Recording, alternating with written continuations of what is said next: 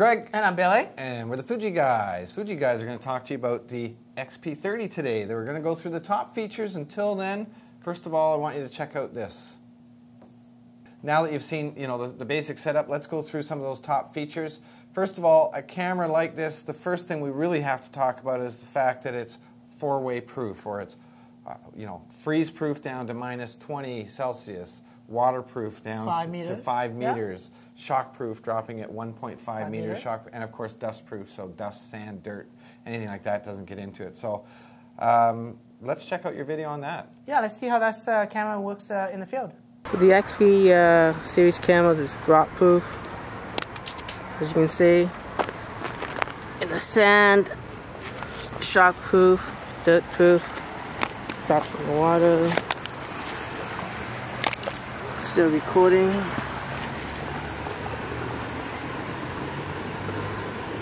can see. The XP series cameras is drop proof. You can see. In the sand, shock proof, dirt proof.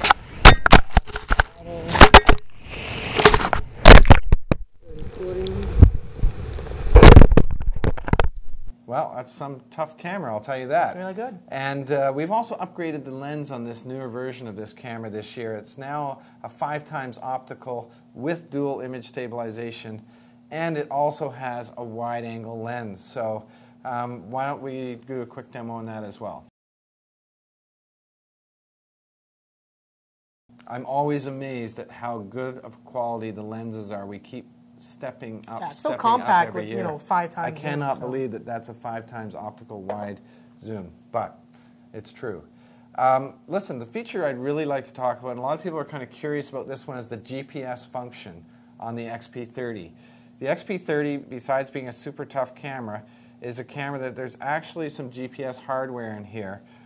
Tell me what that does. And yeah, the GPS is not like your auto GPS where it navigates you from street to street. It's basically geo-tagging, so it finds a location via satellite. So you do have to have some good line of sight to the open skies to get a signal. And once it gets a signal, it tags that information into the camera. So every time you take a picture, that information is stored. So the XP30 GPS is disabled on default. To turn that on, you have to go into the menu by pushing the menu OK button, pushing the directional pad to the left and selecting down the setup menu there and pushing it back to the right, and just scrolling down using the directional pad until you find location search. And that's basically turning the GPS functionality of the XP30 on and off. So when you go to the right, you can select when switched on, which means the GPS device will be active when the camera is switched on, and then deactivated when it's turned off, and permanently on, which is the other option, which obviously means the GPS is on even though the camera is completely turned off, which means your batteries may die after 3 days of not even using the camera due to the GPS functionality. So I recommend have it on option 2, which is switched on. The advantages, of course, of having it on all the time is a faster pickup for GPS signals.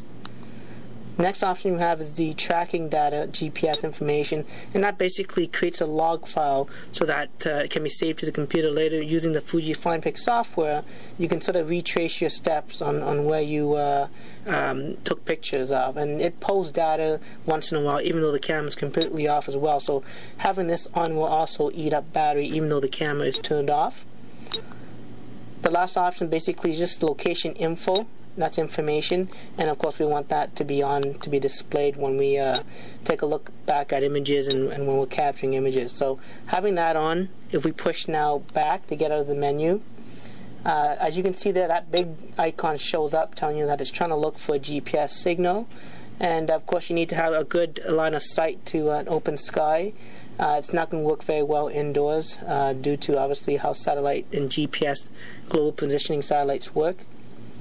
And so it's still searching, so I push out. Obviously I'm going to be inside. As you can see on the bottom right hand corner, it's still flashing, trying to find a GPS signal. Now if I take a look at some images that were shot that say the GPS, here's some examples here where, as you can see on the bottom, the GPS information is showing that this shot was taken obviously in Western Australia, and it shows that information there. If we go to the next shot, this is in Singapore. some more examples. And if I push the menu OK button, I can now use, obviously, photo navigation. And this feature basically will allow me to navigate back to the location of where I took that picture. And if I turn it on, it should tell me with a little mini compass, tell me how far that location is. Of course, I'm in Canada, and this is in Singapore, and I'm also inside, so I have no GPS signal. It's not going to work for me, but that's just a quick example of how that works. Okay, so once that's on, you should be ready and good to go. Again, because I'm indoors, I have no GPS pickup. Okay, wow, that's amazing. I can't believe all that. I'm not sure how much I'd use that myself, but I can see a lot of different people, especially people traveling or even for business applications, knowing exactly where, hey, I know where to find my famous fishing hole, take a picture where I caught that big fish, and I'll always find my way back. So, listen, the camera is very easy to use. I think it's important if you're on the ski hill or you're trying to swim or whatever, you really need a camera that's got a lot of intelligence so you can just point and shoot and still get excellent quality. So this camera has SR, or scene recognition auto. Yeah, the auto feature basically automatically detects the type of scene you're shooting, whether it's a portrait, landscape, macro. If you're at the beach, sun's behind you, then it knows it's a beach. Let's check out the portrait. video. Check it out. The camera does default to that mode when you first turn it on, but if it does not, you can actually go into the menu by pushing the menu OK, highlighting shooting modes, push to the right, and select the various shooting modes that are available. Again, we can go right back to Scene Recognition Auto, push OK, and push Display Back, and now we're ready to test out this feature. Here I'm looking at actually just a lens cap, and it automatically knows that it's a macro shot because it's close up. If I do have subjects in the scene, it automatically switches it to a portrait. Again, I'm just going to zoom in so you can sort of see that it's actually faces that I'm detecting here. And it knows that, and it knows it's a portrait shot, of course. If it's a backlit portrait, it would also know that and fire the flash if it needs to.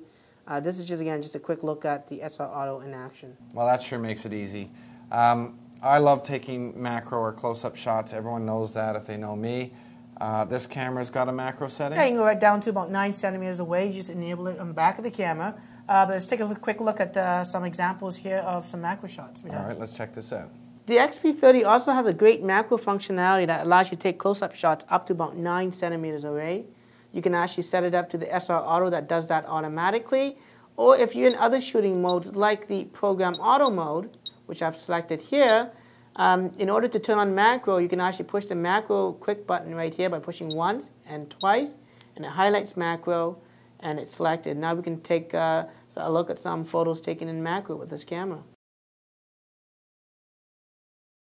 Wow, those are very, very good close-ups, considering this camera does everything that it does there, and as well as a good macro mode. I know a lot of younger people buy this camera.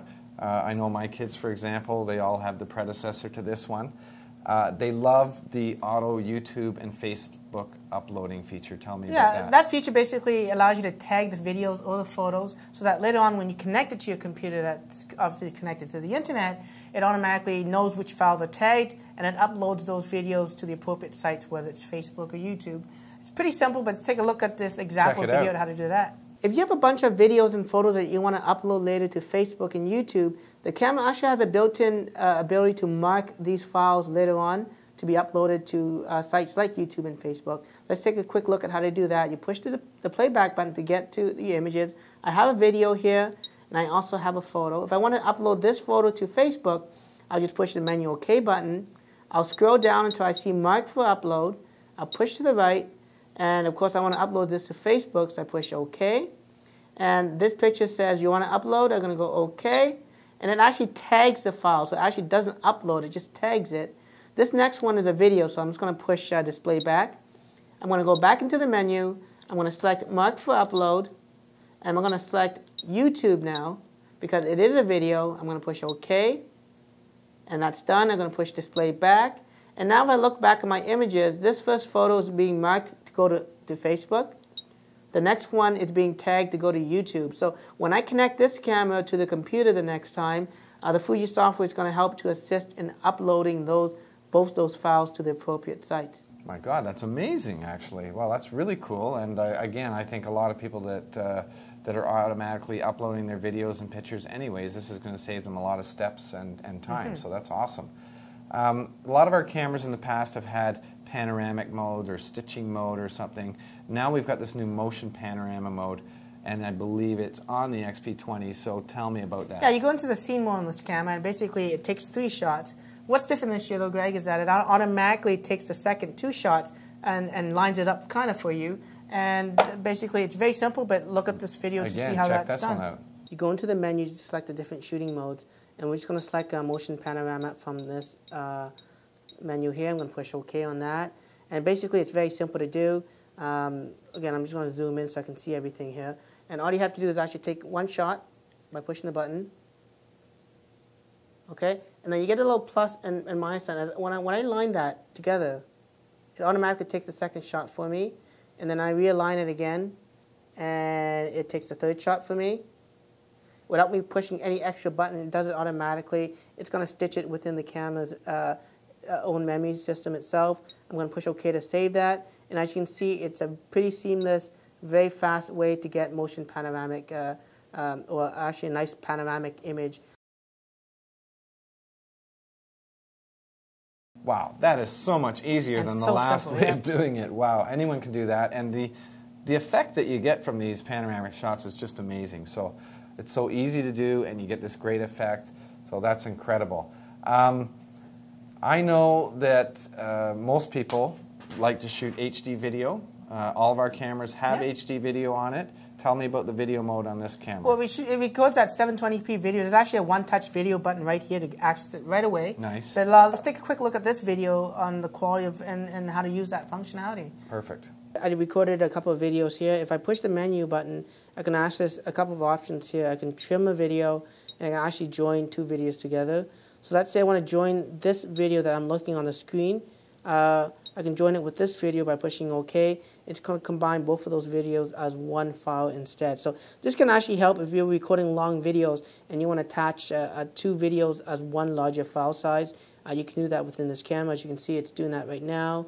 Once it's complete, it's going to basically have 2 clips being attached together. So I push down to play on it. Here's my wide angle shot of the scene, and then it's going to jump to my tight shot of Greg the bobblehead.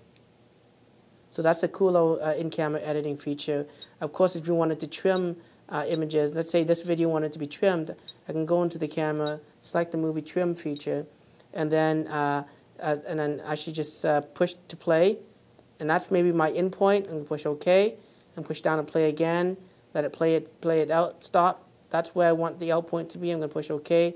It's going to trim the in and out points, and so that I only have what I wanted to do. So that's going to automatically done within the camera. As you can see, it creates a new file. So I still have the original file still saved on the camera, but I have the new trim file, which is a lot shorter. And again, that's another tight shot of Billy the bobblehead.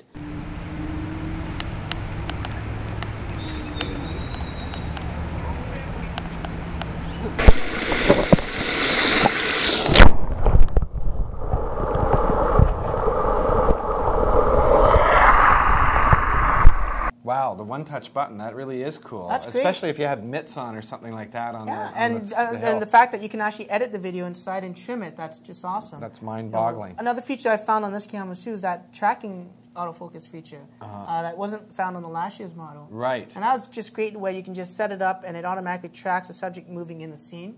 And I actually have a video we can take a look at let's to see check that out too. Go into the menu and you'll scroll down until you see AF mode. We're going to select tracking autofocus instead, and push the silly button to get out of that. Again, I got Greg in front of me here as a bobblehead. I'm going to push left, and as I remove the camera, you can see that the orange box sort of continues to track on my subject wherever I aim the camera. So the subject's moving, or I'm moving the camera's going to quickly track that subject. My goodness, that's a great feature too. Really cool. I love the way that little box follows the subject around. Well, anyways, here's a camera jam-packed with tons of top features, including the one-of-a-kind GPS functionality. So there's the top features on the XP30. Please try and check out all our videos. We've got lots of them. Subscribe to our YouTube channel, and if you have any questions, comments, or otherwise, please bring it on. We answer every single comment that we get or question, and you can also follow us on Twitter. So until the next video, I'm Greg. And I'm Billy. And we're the Fuji Guys.